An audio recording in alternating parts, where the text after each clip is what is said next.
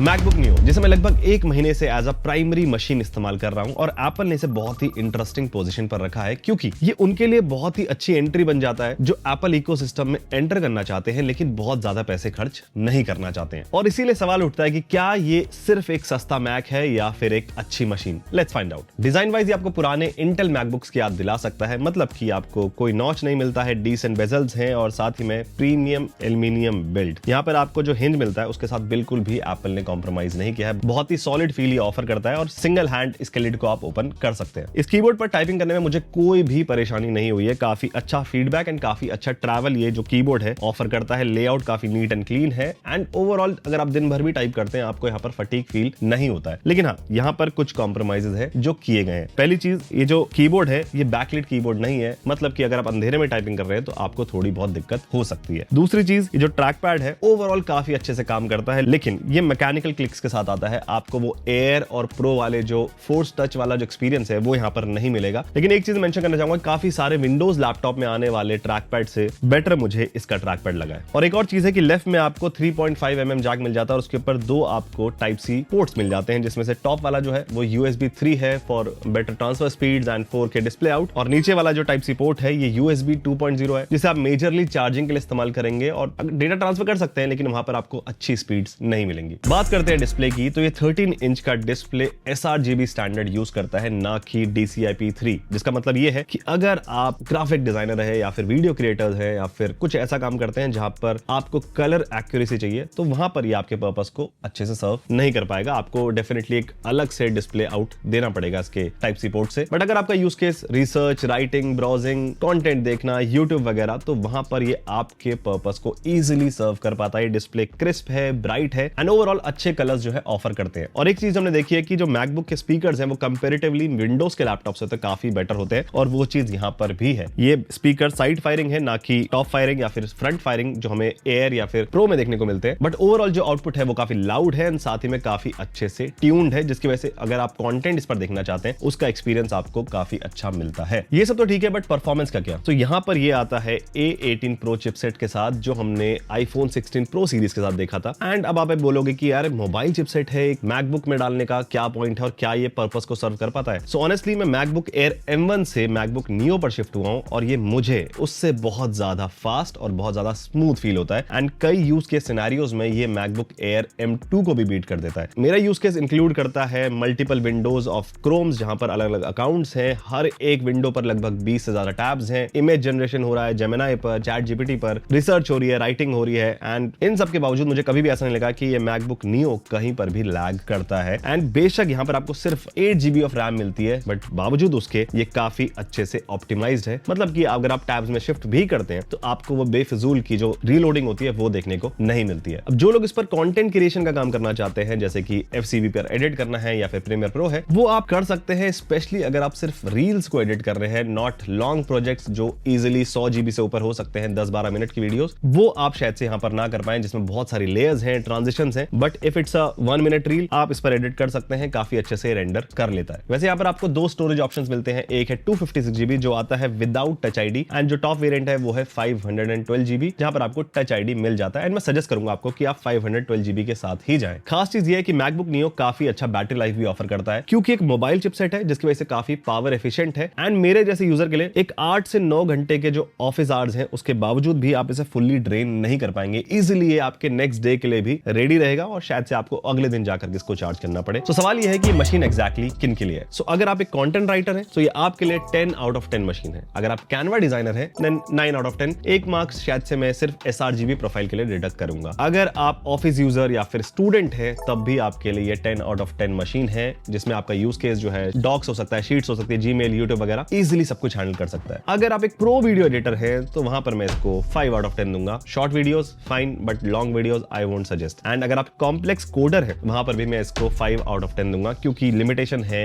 एक रैम की जो सिर्फ 8 GB है एंड मल्टीपल हेवी टास्क में आपको एटलीस्ट 24 GB ऑफ रैम तो चाहिए। लेकिन इन सब के बावजूद क्या ये मैकबुक नियो वर्थ इट है? Definitely yes. जहां पर इंडिया में most of the buyers festive sales पर डिस्काउंटेड प्राइस पर पुराने आईफोन्स को खरीदते हैं, वहां पर ये मैकबुक नियो बहुत ही इजी एंट्री बन जाती है उन लोगों के लिए एप्पल के इकोसिस्टम में एंटर करने के लिए। और ऑनलाइन प्लेटफॉर्म्स पर MacBook neo already under 175,000 rupees में मिल रहा है, जो ऑलरेडी एक डिस्काउंटेड प्राइस है। सो एप्पल ने अपने ओवरऑल इकोसिस्टम को और भी ज्यादा अफोर्डेबल बनाया है और ये मशीन उस अपलॉस की सबसे बड़ी हकदार है। यह था मेरा रिव्यू मैकबुक नियो को लेकर के। ये मशीन आपको कैसी लगी मुझे कमेंट्स में बताना। इस वीडियो को लाइक एंड शेयर करें, इस चैनल को सब्सक्राइब करें। मेरा नाम है गोविंद, आप मुझे देखते रहे जागरण हाईटेक पर। मैं मिलूंगा आपसे अगले वीडियो में। बाय।